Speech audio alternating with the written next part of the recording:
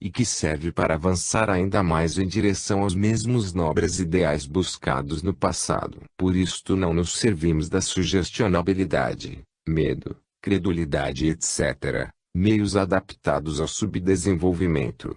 Preferimos os da lógica e da razão, da compreensão e do conhecimento, que nos avizinham do mesmo Deus das religiões, entendendo a lógica de seu trabalho e a beleza de sua finalidade. Falar a linguagem do passado torna-se, neste momento, cada dia mais anacrônico. É inútil resistir à corrente da vida que avança. Assim procuramos segui-la, seguros de que ela, também sob esta nova forma, expressa o pensamento de Deus, como a sua vontade. Isso porque se trata de modificações biológicas fundamentais de natureza evolutiva, onde a crise atual não é uma crise de religião, mas de diretrizes éticas universais. É por isto que neste livro apresentamos um modelo biológico e tipo de vida diversos daqueles seguidos no passado, demonstrando que o homem reto e justo vale mais do que o homem forte e vencedor. Como se vê, a substância da velha moral não desaparece, mas adquire bases sólidas de tipo científico. Apela-se para a inteligência que sabe compreender e não para a obediência e passividade do ignorante. Utilizam-se as qualidades do homem novo, não mais entendido como súdito a ser dominado, mas como um interlocutor para dialogar. Deixamo-lo livre em sua consciência, mas convencemo-lo, porque hoje há argumentos para convencer e capacidade para ser convencido. Explicamos que a vida não se baseia na força, senão para os subdesenvolvidos incapazes de compreendê-la, e sobre o mérito que, segundo a justiça, é direito perante a lei de Deus. Trata-se de um direito sagrado, garantido por Deus e que o homem novo conhece, porque, neste nível, ele adquire consciência do bem e do mal, dos seus deveres e de seus direitos. Finalmente, o conceito do bem e de valores positivos destaca-se do conceito do mais forte, com direito a qualquer abuso, para tornar-se o de retidão e de justiça, baseado sobre a realidade em funcionamento das leis da vida, deixando de ser apenas uma afirmação teórica. E para apoiar nossas afirmações em bases positivas, que aqui nos baseamos sobre a observação objetiva do modo pelo qual age a lei de Deus nos pontos que são passíveis de controle. Estes são os objetivos do presente livro. Tratemos de compreender-lhe todo o significado.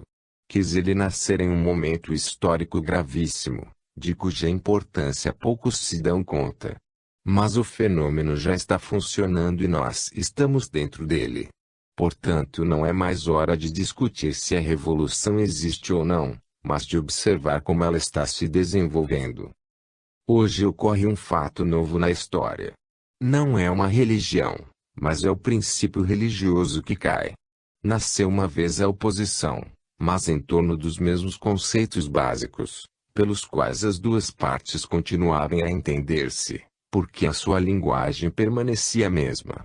Hoje a diferença no modo de pensar é tal, que as duas partes não se entendem mais, porque foi mudado o pensamento e a linguagem que o expressa. O novo simplesmente suprime o velho por não tomá-lo mais em consideração.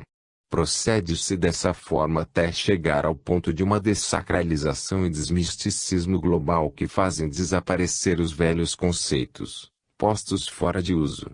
Isso é alarmante porque, sendo o problema ético monopólio das religiões, com a queda destas vem a faltar as diretivas da conduta humana, o que leva à anarquia, mal social gravíssimo.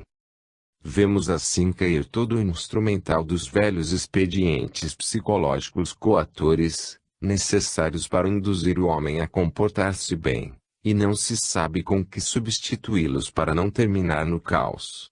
Não se pode impedir que caiam, porque eles não mais aprisionam a mente moderna, saída da minoridade. Aumenta uma sensação de vácuo diante de nós, apavorante porque é perigosa e inútil insistir com o velho.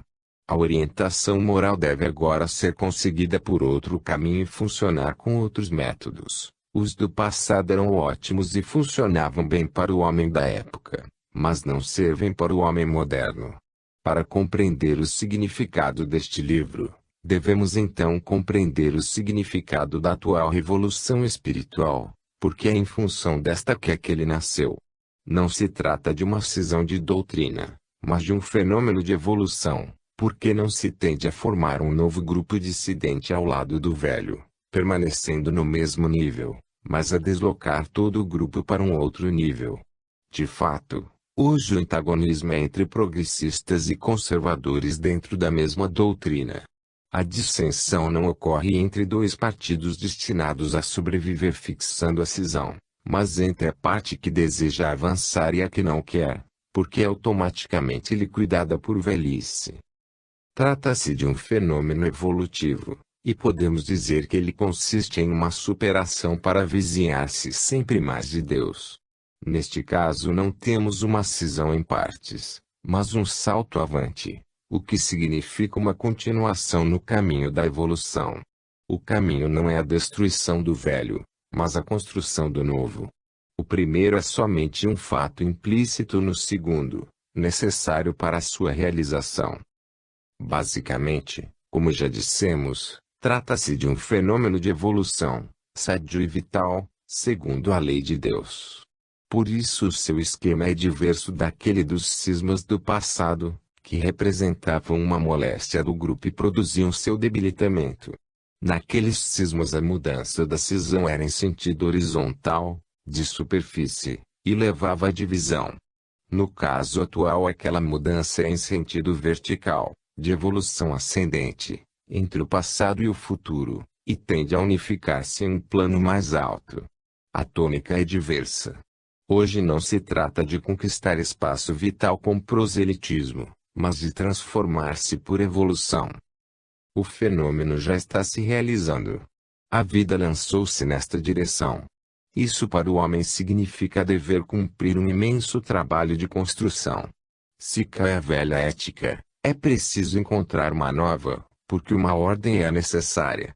A busca de um novo caminho que garanta a manutenção da disciplina faz-se urgente, porque com o crescimento do poder humano, fazem-se maiores os erros que se podem cometer, tanto que hoje se pode chegar a desastres sem precedentes.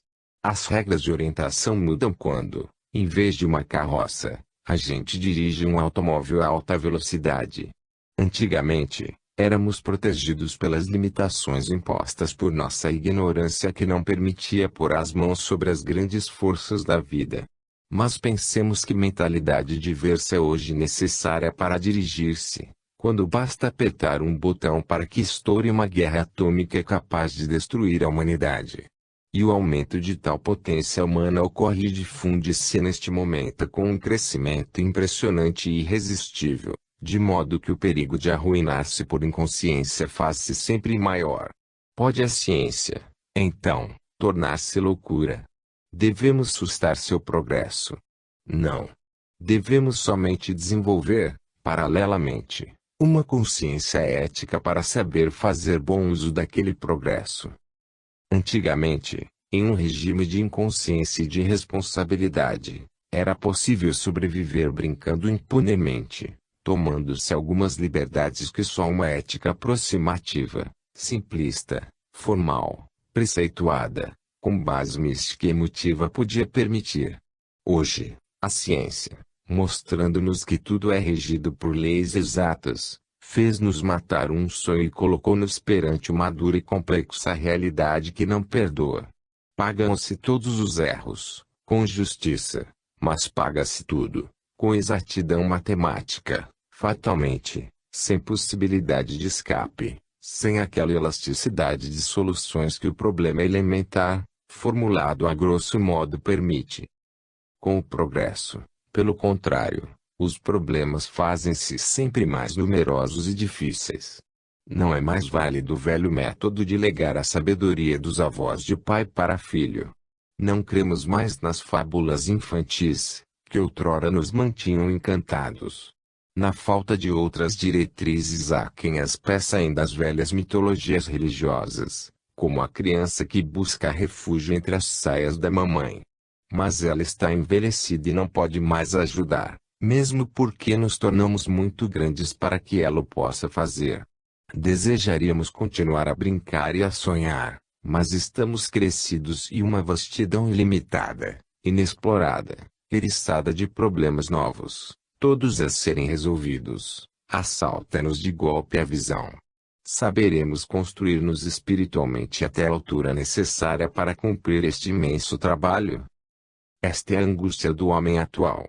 Fizemo-la nossa neste livro, colocando-nos frente àquela dura realidade. Procuramos cumprir uma primeira tentativa de orientação séria, com razões visíveis, assumindo como base sólida as leis da vida. Temos consciência de que nos encontramos na hora crítica da passagem de uma era para outra. Devemos então sentir e assumir a responsabilidade que os tempos novos cada dia mais impõem a cada um e a todos. 1. Diálogo com as leis da vida. Observando o mundo que nos circunda é fácil constatar que não há fenômeno cujo desenvolvimento não seja dirigido por uma lei própria, como um trilho já feito sobre o qual ele caminha. Este caminho não se traça ao acaso, mas é orientado centímetros direção a uma dada finalidade, segue uma técnica de desenvolvimento que constitui a lei do fenômeno. Tudo isto é mais evidente no plano físico e dinâmico, domínio da ciência. Assim os fenômenos movem-se em um regime de planificação pré-estabelecida, que os enquadra dentro de uma ordem, necessária para que tudo não se desmorone no caos. Ora, a lógica dessa estrutura orgânica faz-nos supor que, para o mesmo regime de ordem, estejam sujeitos também os fenômenos que se processam no plano mental e moral. Tanto mais que eles são de natureza biologicamente mais evoluída do que dos fenômenos da matéria e da energia, e são mais importantes do que estes, por dizerem respeito à diretriz de nossa conduta e, portanto, à nossa evolução. E, neste caso, trata-se do elemento humano, que é o mais avançado, na escola evolutiva.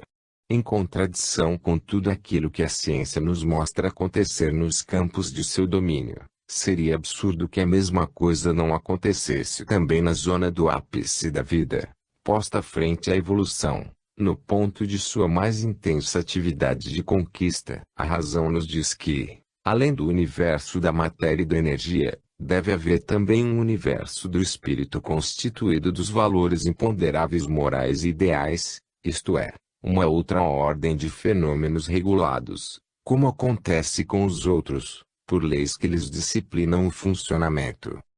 Até aqui estamos no terreno da lógica, isto é, em um campo que o raciocínio nos indica que deve existir.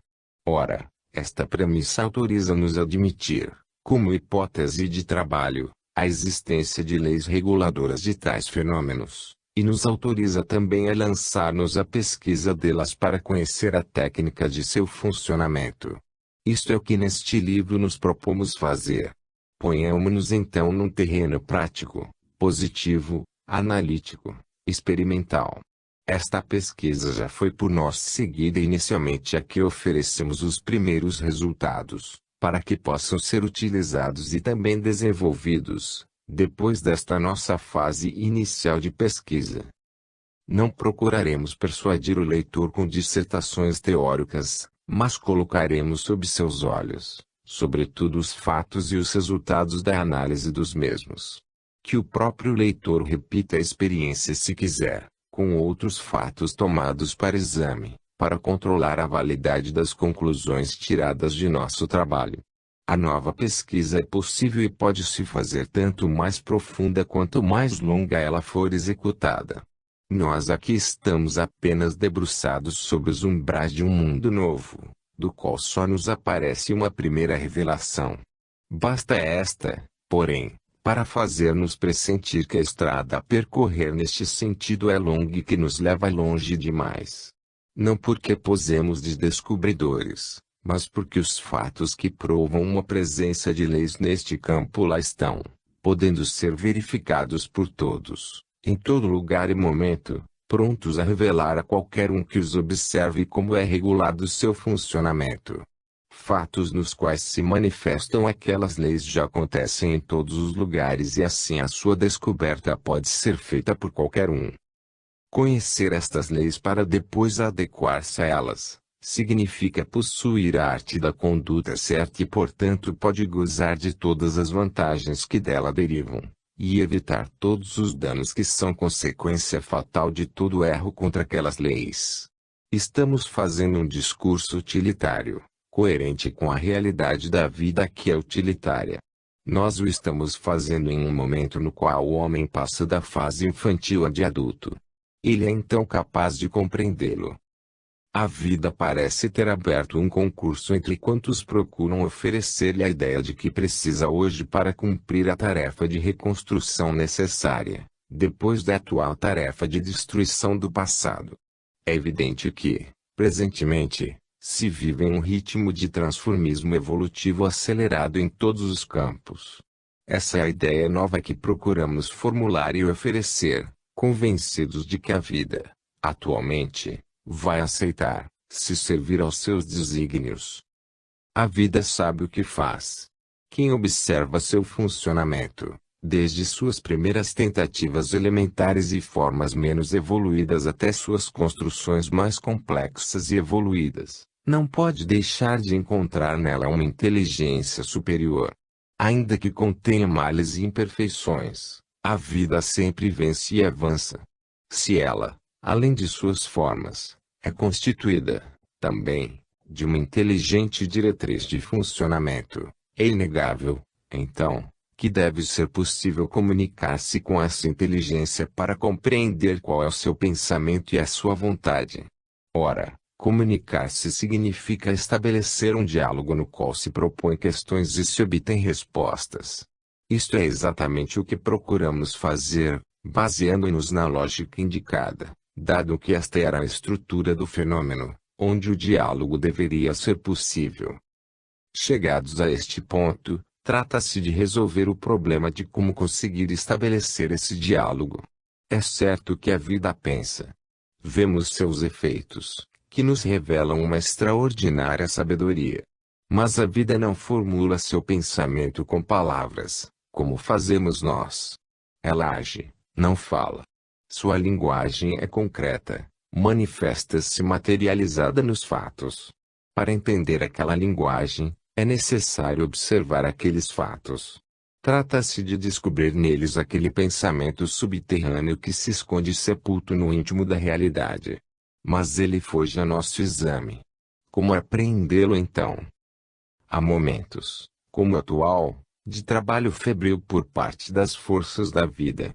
Momentos de revolução, de realizações urgentes, de explosões decisivas, nos quais aprecio o ímpeto das realizações fazem que se rasgue o véu atrás do qual a vida se protege, como costuma fazê-lo, nos pontos mais nevrálgicos e preciosos de sua organização, principalmente no de sua direção. Na série de fatos que exporemos, anotamos exatamente casos e momentos mais evidentes, nos quais nossa análise pôde colher o pensamento da vida mais a descoberto. Esperamo-lo no caminho e foi assim possível ver sua técnica funcional, isto é, a estrutura e conteúdo das leis que regem o seu funcionamento. Este trabalho fizemo-lo no plano teórico em outros livros. Mas aqui estão estas leis que pomos a nu, depois de tê-las visto e mostrado, deixando a palavra com elas. Neste livro não somos nós a expor as ideias, mas deixamos que o leitor escute, nos fatos, aquilo que a vida diz, e veja com seus olhos qual é o seu pensamento, observando em certos casos o seu comportamento. Assim este livro deseja ser vivo, não uma dissertação genérica sobre as leis da vida, mas um trabalho de aplicação em detalhe, apoiado sobre uma série de casos típicos tomados para exame. Isso porque o nosso objetivo não é dissertar, mas mostrar, no plano prático, quais os danos que nos ameaçam quando violamos estas leis e de que vantagens podemos gozar quando as seguimos.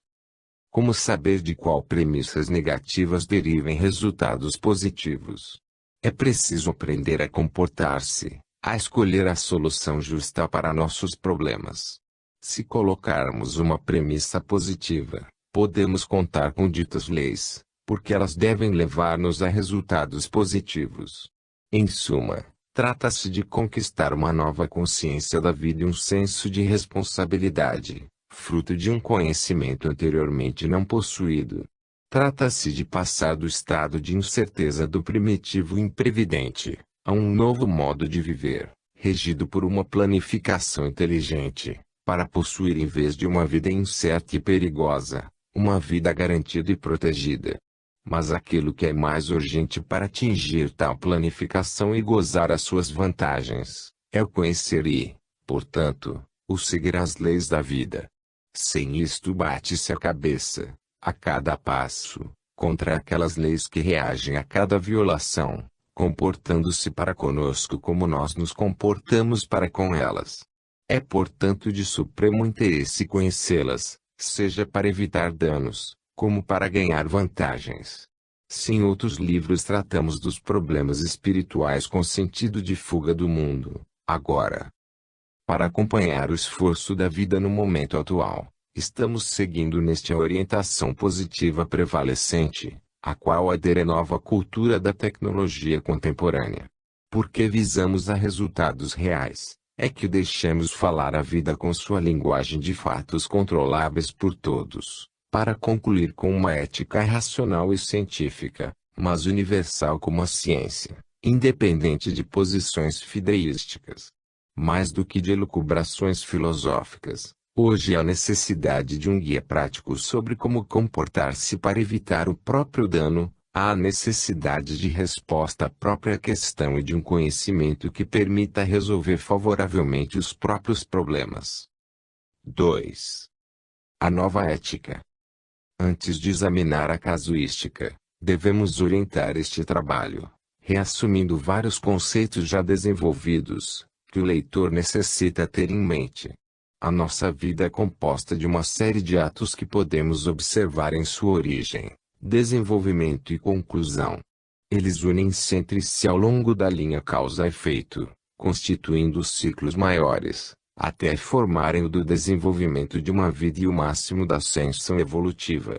Em cada caso o movimento começa com o lançamento de uma trajetória e é constituído pelo seu percurso, que se desenvolve como um arco, em uma dada direção, depois descendo até um ponto no qual aquele movimento se exaure e se conclui, iniciando-se um outro. O que estabelece o percurso da trajetória e seu ponto de chegada é a natureza das forças lançadas na partida. Sabendo escolhê-las e pô-las em movimento, podemos estabelecer, nós mesmos, qual será seu desenvolvimento e a sua conclusão. Dessa forma, tudo depende de nós, que podemos atingir os resultados desejados. Isso significa que podemos ser donos do êxito de nossas ações como do nosso destino que as envolve, se soubermos cumprir o trabalho do lançamento correto de sua trajetória ou corrigir-lhe o percurso quando esse resulta em erro. Ora, se o percurso da trajetória e seu ponto de chegada dependem da natureza das forças lançadas, esta natureza depende por sua vez da estrutura de nossa personalidade, cujos componentes são aquelas forças. Se essa estrutura é a causa de nosso futuro, por sua vez, ela é a consequência de nosso passado, durante o qual a construímos tal qual é no presente. Na sua fase de percurso, o feixe de forças constituintes da personalidade pode sofrer deslocamentos de sua órbita, por atração de forças afins, de modo que as boas somam-se, também, às forças boas do indivíduo, reforçando o positivo, e as más fazem o mesmo às negativas. O indivíduo, portanto, pode corrigir sua trajetória encaminhando-se em uma direção ou outra, e com isso pode melhorar ou piorar a sua posição. Também aqui, segundo o dualismo universal, o campo é dividido em duas partes, positivo e negativo, que são o bem e o mal, ou seja, o que é útil ou o que prejudica o indivíduo.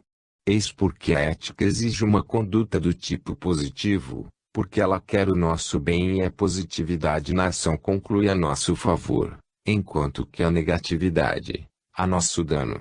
Disso deriva a importância da retidão porque, ao fim, ela coincide com o sucesso do indivíduo, enquanto que a desonestidade coincide com seu fracasso. Portanto, aquele que faz o bem, Como o que faz o mal, falo antes de tudo a si mesmo.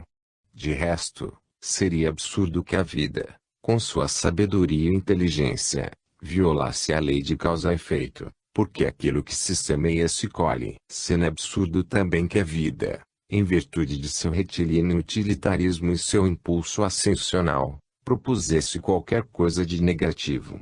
O mal, mais do que uma culpa, é um erro. Se a vida se rebela contra ele ferindo-nos com a dor, isso acontece com objetivo educativo e defensivo a favor de quem comete aquele erro, porque assim ela constringe aquele homem a voltar à via correta, que o leva a seu bem.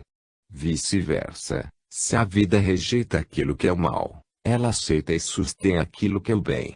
Isso porque ela é feita de positividade de modo que o negativo é por ela sufocado e expulso, enquanto o positivo é por ela atraído e, como coisa sua, canalizado em sua corrente.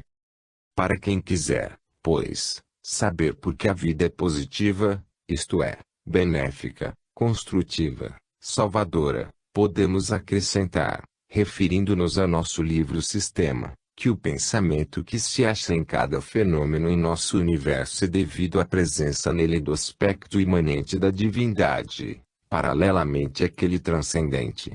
Em outros termos, trata-se dos princípios do sistema remanescentes com funções diretivas no antissistema que, embora decaído na forma ou matéria, ficou todavia saturado do pensamento do sistema. De tudo isso pode-se concluir, o método que verdadeiramente leva à vitória, ao contrário do que se pode crer, não é o da força ou astúcia, mas o da justiça. Os que ousam violá-lo, porque são fortes ou astutos, na realidade trabalham pela sua própria ruína, não a seu próprio favor, mas em seu próprio prejuízo. Se obtêm algumas vantagens, estas são apenas imediatas e aparentes, a serem pagas depois, às próprias custas. A nova ética que propomos, explicando o mal que se pode fazer a si mesmo com tal conduta, poderia transformar nossa psicologia e com isso a diretriz do comportamento, evitando-nos danos imensos. É loucura pretender que com uma conduta feita de negatividade se possam lançar trajetórias de tipo positivo para concluir em posição do mesmo sinal. Como se pode pretender que o efeito seja diverso da causa que o determinou? Pode-se objetar que encontram casos nos quais o bem é vencido e o mal triunfa, contradizendo esta nossa afirmação. Mas como temos certeza de que aqueles casos são concluídos com a morte, não seria lícito admitir que deve haver uma continuação da vida na qual o fenômeno se completa. Nada nos autoriza a afirmar que ele em vida tenha atingido a sua conclusão na morte. Ele pode ter permanecido em suspenso, de modo que o cumprimento daquela lei é adiado, escondendo-se no invisível. Esta opinião é corroborada pelo fato de que na Terra nos encontramos frente a um fenômeno que, como tal, não pode ser anulado antes que o percurso de sua trajetória se acabe de todo e as forças lançadas atinjam sua meta. A causa se extinga com o seu efeito e isso acontece com todos os fenômenos. Uma importante aplicação destes conceitos pode ser feita no campo da futurologia. Temos, antes de tudo, uma unidade de medida para avaliar de partida, no momento inicial do lançamento da trajetória, a dose de positividade ou negatividade contida no fenômeno, dada pelas forças constituintes da personalidade. Sabemos, depois, que as características de positividade destas levam-no a desembocar na afirmação do indivíduo, isto é, ao sucesso para sua vantagem, com o bom êxito de seu plano. E sabemos ainda que as características de negatividade levam-no a terminar com a falência de seu plano, em seu prejuízo. Então, das premissas iniciais podemos deduzir o que delas poderá derivar. Uma vez entrado o fenômeno em órbita podemos prever seus deslocamentos. Qual a consequência desta premissa? Como o efeito depende da causa. Como era de esperar, se o campo de forças do fenômeno é do tipo negativo, ele atrairá forças do mesmo sinal que encontrar no seu desenvolvimento, absorvendo-as e somando-se a elas. O mesmo acontecerá para as forças do tipo positivo. Se do exame da qualidade da personalidade se conclui que ela em um campo de forças negativas possui também forças de tipo positivo, podemos prever a possibilidade de que estas funcionem como impulsos corretivos da negatividade do fenômeno, enquanto ele se encontra na fase de transformismo dada pelo seu desenvolvimento. E pode acontecer o contrário, isto é, que as forças do tipo negativo encontradas na personalidade, no percurso e relativo transformismo do fenômeno, corrompam as forças do tipo positivo, deslocando a trajetória para o negativo. Tal futurologia neste caso baseia-se sobre um atento exame psicanalítico do sujeito, sobretudo para pôr a nu as zonas do subconsciente. Por fenômeno entendemos qualquer acontecimento de nossa vida, desde aqueles mínimos, individuais, até os grandes fenômenos históricos. Ele toma forma concreta em nossos atos, que constituem somente a aparência exterior que esconde este dinamismo interior que esta análise do fenômeno nos revela. Os resultados dos acontecimentos dependem de nossa conduta, esta depende de nossos pensamentos, que por sua vez dependem de nossa forma mental, isto é, qualidades individuais. Percorrendo esta cadeia de derivações, podemos seguir o desenvolvimento lógico do acontecimento e reunir, através de seu desenvolvimento, seus dois extremos, o lançamento da trajetória e a conclusão de seu percurso até o resultado obtido. O trabalho de futurologia baseia-se na análise das forças que constituem a personalidade, porque elas representam a natureza e a direção dos impulsos postos em movimento. Para poder prever o desenvolvimento de um acontecimento, é necessário um outro conhecimento, o das leis da vida e de seu modo de funcionar. Quando reagem contra o erro, elas se propõem a ensinar e não a vingar-se, esmagando. Podemos assim saber, com antecedência, de qual tipo será sua intervenção, física ou moralmente, ainda que doloroso, ela será sempre salutar. As leis da vida fundamentam-se sobre um princípio de justiça, tanto que o mérito, diante delas, constitui um direito. Elas devem compensar aquilo que foi honestamente ganho. Neste regime, a ideia de alguma coisa abandonada ao acaso é inadmissível, como é qualquer desordem em um regime de disciplina. Cai assim o conceito de concessão gratuita de favores ou graças, como de qualquer ato arbitrário. As relações entre o indivíduo e as leis da vida são de direitos e deveres de ambas as partes, a cada momento pesados na balança da justiça. Então este homem pode exigir daquelas leis que seja recompensado por aquilo que mereceu, e a vida tem o dever de recompensá-lo. Isto simplesmente para obedecer ao princípio de justiça sobre o qual se baseia, princípio que em nenhum caso pode violar. Como a vida deve castigar-me para corrigir meu erro, assim ela não pode me negar as vantagens que tenho merecido. As relações do indivíduo com a vida não são aquelas do servo, com o amo, isto é, de sujeição, mas de justiça. Podemos assim saber como em cada caso a vida comportar-se-á para com o indivíduo. Isso pode ser previsto porque o cálculo baseia-se sobre o mérito, que é um fator a ser analisável. É esta exatidão na avaliação dos valores, esta rigidez de justiça com a qual eles são pesados e sua troca executada, que nos permitem prever a consequência de nossas ações. Isto é possível porque, assim, cada uma delas é exatamente avaliada, como acontece somente em um regime de disciplina exata. Aqui analisamos o funcionamento da lei. Ela funciona também para mim enquanto escreve e para o leitor enquanto lê.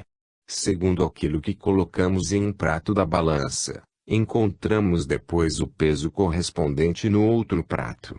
Aqui mostramos como fazer o exame dos elementos presentes no fenômeno e as leis, às quais estão submetidos seus movimentos. Com este material em mãos, podemos seguir o desenvolvimento do fenômeno e prever qual será sua conclusão. Estamos no plano positivo experimental da ciência. Trata-se de leis exatas como são aquelas da matéria e da energia. Não mais aquisições não justificadas pelo mérito, superada a psicologia do servo que implora favoritismos. A lei de um lado, o homem do outro, ambos estão sujeitos à mesma ordem, de modo que aquele homem que cumpriu seu dever para com a lei, com isso adquire perante ela o correspondente direito a um bom tratamento, enquanto a lei compete o dever de assegurá-lo. De um lado trabalha o indivíduo, do outro responde-lhe a vida com suas normas de justiça. Esta será a nova ética positiva do futuro. No passado o homem vivia perdido no caos, isolado por seu egoísmo, tendo em sua defesa somente sua capacidade de lutar contra todos para vencê-los. Com a nova ética ele tem consciência de fazer parte de um organismo com o qual coordena sua conduta. Então entre o homem e a vida formam-se relações de direitos e deveres recíprocos. Para o homem o dever de viver em disciplina dá-lhe o direito aos meios para viver, para a vida, o direito de ser obedecida impõe-lhe o dever de procurá-los. Se o homem não cumpre seu dever a vida também não o cumpre para com ele. Verifica-se o intercâmbio sem enganos. Se o indivíduo apresenta à vida uma conduta negativa, recebe tratamento negativo. Se ele apresenta uma conduta positiva, a vida deve conceder-lhe um tratamento positivo. É assim que, para quem o cumpre, fazer o bem resulta no bem e fazer o mal resulta no mal. Como se vê, trata-se de uma ética baseada sobre um princípio totalmente diverso daquele vigente no passado, isto é, não sobre o egocentrismo mas sobre a colaboração, não sobre a força, mas sobre a justiça, não sobre o separatismo, mas sobre a reciprocidade na qual cada um faz sua parte. Isso se deve ao fato de que esta nova ética, diante da velha, representa a passagem para uma fase mais evoluída e aperfeiçoada, o que supõe um enquadramento na ordem, uma tomada de consciência mais exata e um senso de responsabilidade anteriormente desconhecidos. Tudo isso corresponde a um processo de cerebração, devido à evolução, que agora quer transportar o homem do plano instintivo e emotivo ao plano diretivo, racionalmente controlado.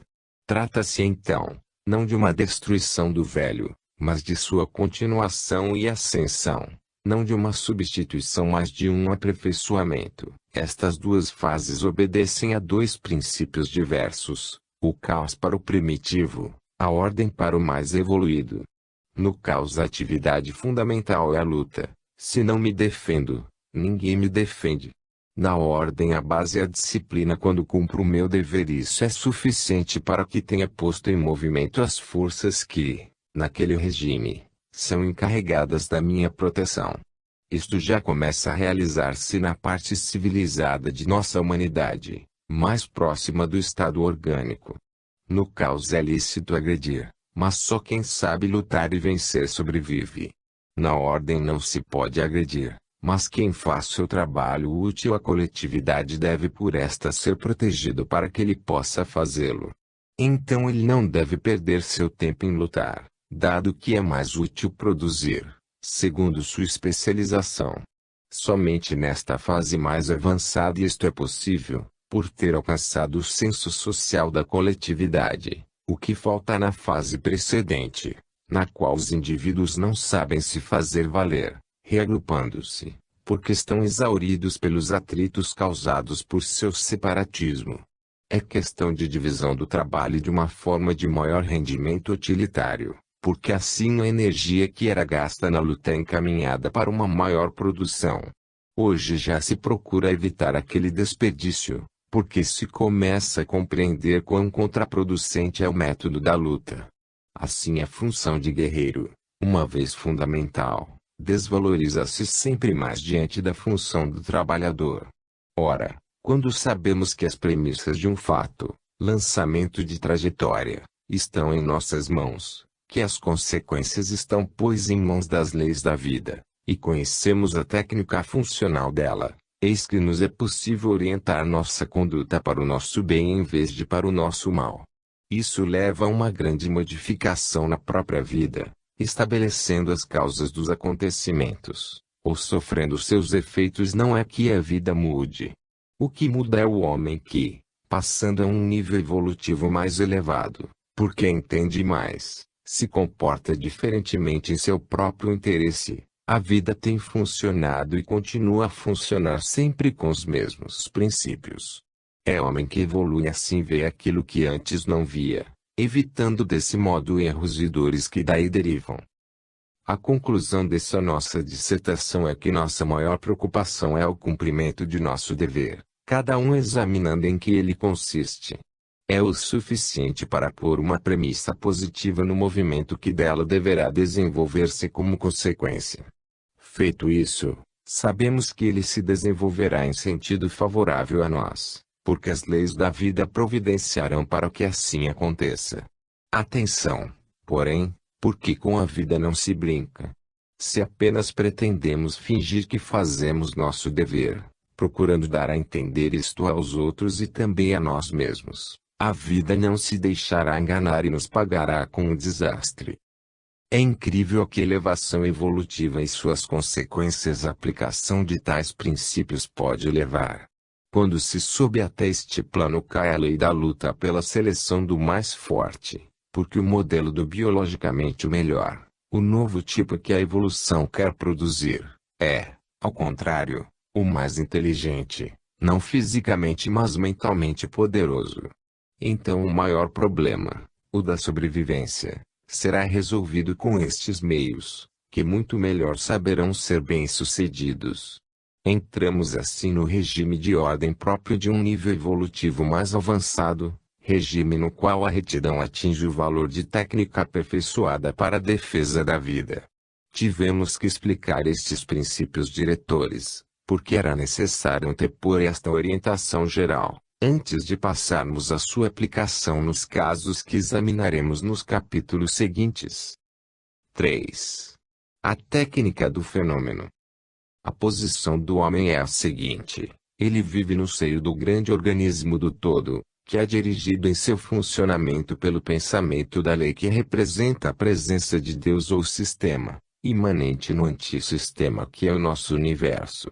É esta presença que no seio da desordem transitória e superficial mantém na sua profundidade uma ordem eterna e inviolável.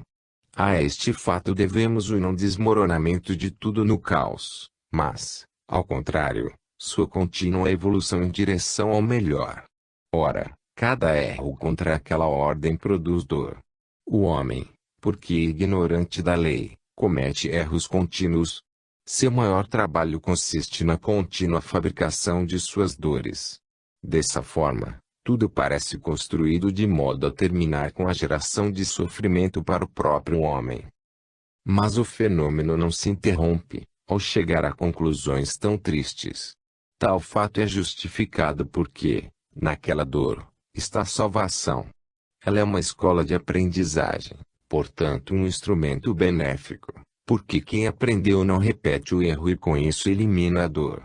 Assim ele é construído de tal forma que é destinado à autorreparação. Não se sofre, portanto, em vão, mas para aprender a não errar e assim chegar a não mais sofrer. Eis, em síntese, o mecanismo da existência, o jogo dentro do qual existimos, dele fazendo parte. É esta a ordem interna que aqui buscamos descobrir. Orientados por este quadro de fundo tratemos, então, de continuar o nosso trabalho de indagação que nos leva a descobrir aquela ordem. Fazemos isso porque é o conhecimento que nos salva. Ele é o mais ativo agente destruidor da dor, já que, uma vez alcançado, ela não tem mais razão de existir porque não há mais nada a corrigir e ensinar. Portanto, o modo certo para eliminar a dor nós o encontramos. Quem compreendeu, evita fazer o mal, porque sabe que o faz em seu prejuízo. É duro sofrer, mas a própria vida contém um grande remédio. Existe uma grande força destruidora da dor, a evolução, porque destrói a ignorância.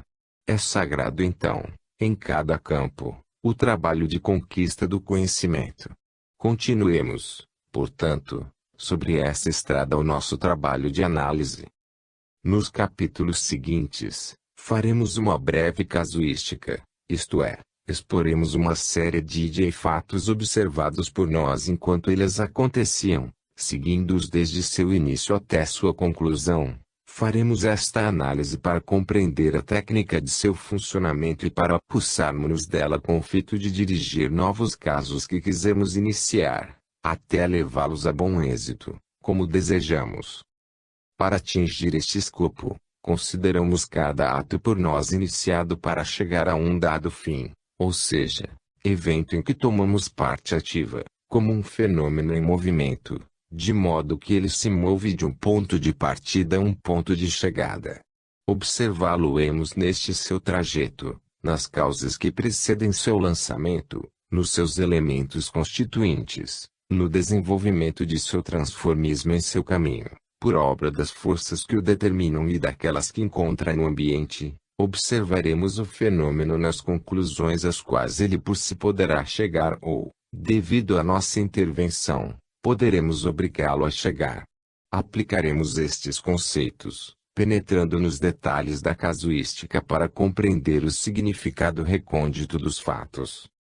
A moral que o deriva do conhecimento das leis da vida e de seu funcionamento não é aproximativa, elástica, não permite acomodações ou escapatória, mas é exata, rígida, sem ajustes ou evasões. Passa-se de um regime de baixa a um outro regime de alta velocidade, que exige uma maior precisão de movimentos, porque a mesma mudança direcional corresponde em efeitos maiores. Eis então que é necessário primeiramente pensar no lançamento da trajetória. É necessário que esta não se componha de forças negativas, porque elas representam um erro na partida, introduzido dentro do desenvolvimento do fenômeno e que portanto lá se manifestará, levando-o a um resultado negativo. O primeiro ponto de partida é a própria personalidade e as forças das quais ela se compõe. Eis que no início de um dado acontecimento, quando começaremos a agir para pô-lo em movimento a fim de que ele se realize, deveremos fazer um exame de consciência ou uma autopsicanálise para percebermos de que forças dispomos, dadas pelas qualidades que possuímos, constituindo a nossa personalidade. De como fazer o exame de consciência trataremos a fundo no fim deste volume. Aqui somente mencionamos que esta estrutura da personalidade é um dado de fato que preexiste à análise, do qual depende o tipo de força que poremos em órbita no momento do lançamento da trajetória. É evidente que, de uma personalidade de estrutura prevalentemente de tipo negativo, não poderá ser obtido senão um lançamento de uma trajetória composta de forças negativas. E evidente também o contrário, isto é, que de uma personalidade de estrutura de tipo positivo será obtido o lançamento de uma trajetória feita de forças positivas. Disto segue-se que automaticamente os temperamentos honestos são levados a lançar trajetórias positivas e com isto obter resultados positivos, e ao contrário. Parece um destino, má sorte mas, na verdade, é uma consequência do funcionamento da lei que rege o fenômeno. A isto junta-se o fato de que o exame de consciência, isto é, o juízo das qualidades boas ou más, é feito pelo mesmo indivíduo, iniciador do movimento, que nada pode fazer senão usar a sua forma mental, a única que ele possui.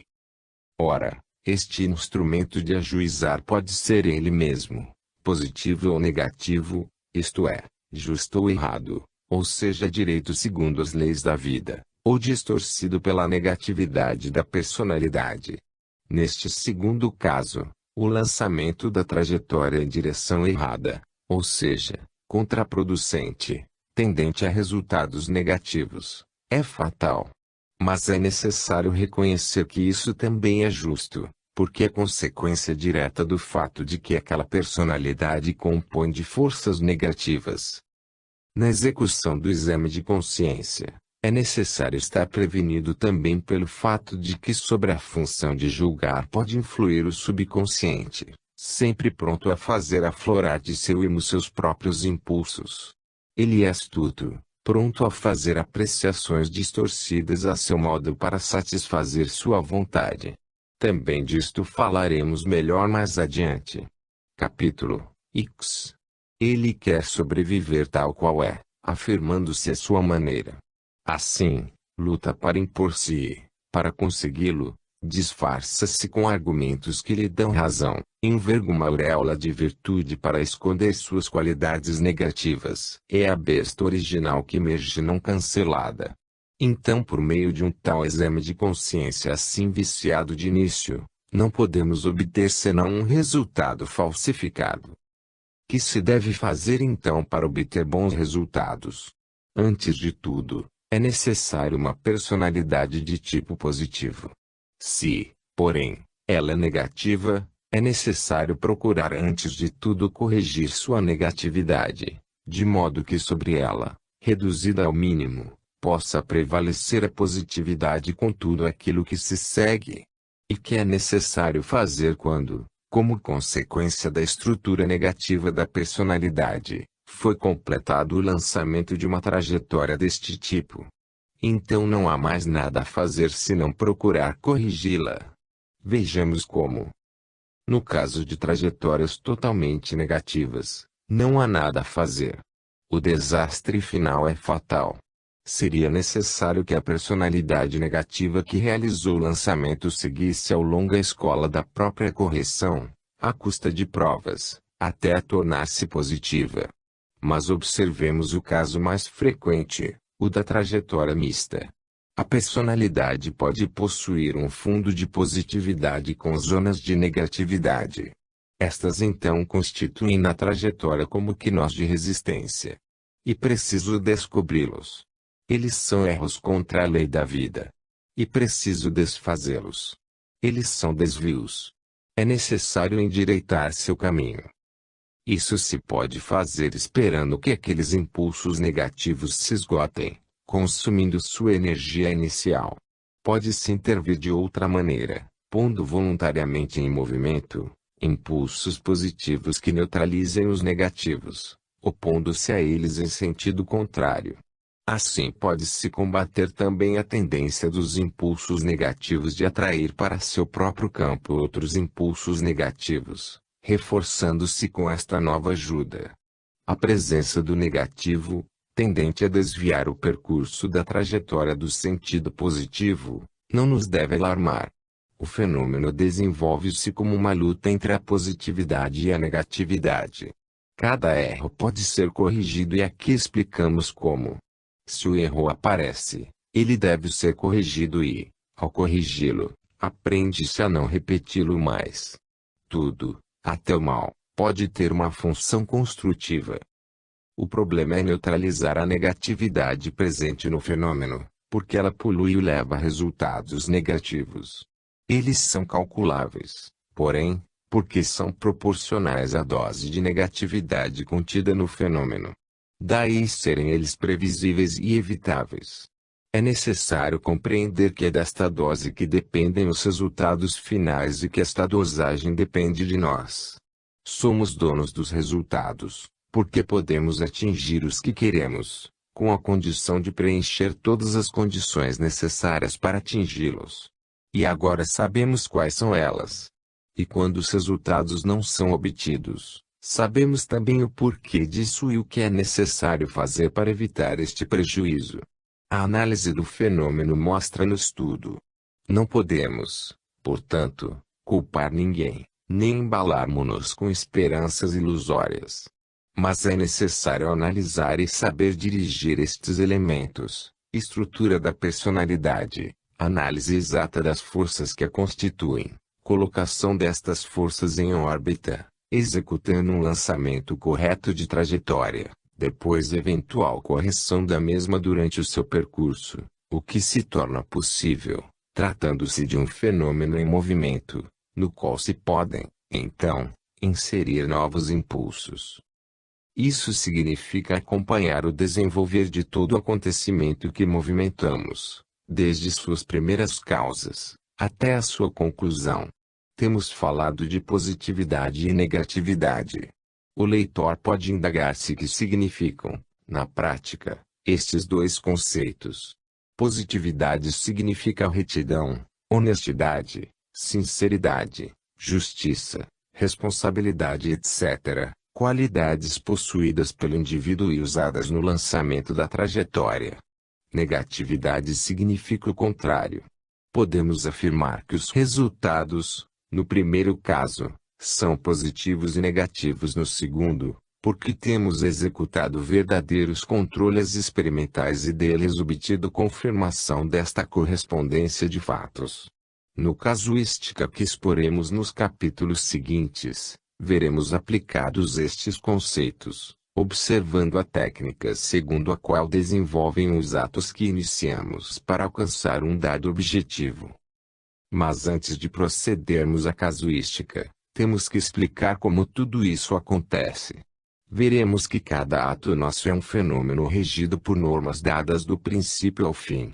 Chegou a hora de enfrentar com espírito analítico e métodos positivos o caso de nossa conduta, até agora deixado inexplorado à mercê de normas empíricas. O sistema de construir uma ordem com a técnica de comandar e obedecer, em vez de basear-se na de convencer, fazendo compreender, pertence à era infantil da humanidade e desaparece agora em sua fase mais madura. A disciplina, porém, permanece necessária. Se o homem novo, que é crítico e racional, não aceita mais por imposição de autoridade, não lhe resta senão aceitá-la por livre vontade e como fruto do entendimento. E se não quiser compreender, aprenderá duramente à própria custa, caindo no caos. A nova moral impor-se-á por si, isto é, não porque a autoridade o disse, mas porque ela é útil no interesse de quem aplica. Moral clara, controlável por fatos, vantajosa, o que faz aceitos os seus princípios de honestidade e justiça. A mente moderna não se sujeita mais passivamente a uma moral somente normativa e preceituada. Exige em seu lugar uma moral livre e consciente, apesar de responsável, uma moral regida por sua lógica que lhe justifica as normas, controlável em seu valor dos seus resultados. A mente moderna não aceita uma moral coagida, à base de ameaças e condenações, sistema este que leva à evasão em vez de à aceitação por convicção, atingida por haver-lhe compreendido o funcionamento e vantagens. A nova moral é aquela da lei da vida que diz, pode pegar aquilo que quiser, contanto que o pague, porque só é verdadeiramente seu, se o houver merecido. Haja livremente, mas as consequências são suas. Cumpre a você compreender o que pode e o que não pode fazer. A veracidade e utilidade desta lei você a pode experimentar por si mesmo, e assim convencer-se que lhe convém segui-la. E por isso que mostramos seu funcionamento. Disso ninguém pode fugir. Passar para outra fé ou tornar-se ateu não muda nada. A lei da vida é igual para todos. Conclui-se que, conhecendo a técnica de seu funcionamento, podemos dominar os acontecimentos, porque, quando pomos em movimento os elementos exigidos, sabemos quais são os resultados que eles devem atingir. Tudo isso acontece sobre um terreno de positividade racional, em vez de o ser sobre o fideísmo e emotividade, podendo, portanto, ser apresentado na forma mental mais compreensível para o homem moderno e para o do futuro. Tais conclusões têm, pois, características universais. A técnica do fenômeno não funciona somente para o indivíduo, ela é a mesma, também para os grupos, tais como família, instituições, partidos, povos e humanidade. Nestes casos trata-se igualmente de uma unidade que, em vez de ser individual, é coletiva. O ponto de partida permanece sempre o mesmo, isto é, definido pelas qualidades constituintes daquele tipo de unidade. Delas depende o gênero de trajetória que eventualmente é lançada, como seu percurso e sua conclusão. Eis que a mesma técnica do exame inicial da consciência para prever o êxito de um acontecimento e influir sobre ele, é usada também no caso de unidades coletivas. Também nesta dimensão maior pode-se prever onde irá terminar o percurso da trajetória. Pode-se, assim, realizar uma espécie de futurologia histórica, incumbida do trabalho de previsão neste imenso campo das unidades coletivas. E pode-se também intervir no fenômeno, guiando-o com inteligência em direção à melhor conclusão, seja iniciando, sabiamente, com um lançamento positivo, seja corrigindo o seu caminho quando ele tende para o negativo. Tudo isso é hoje atualidade.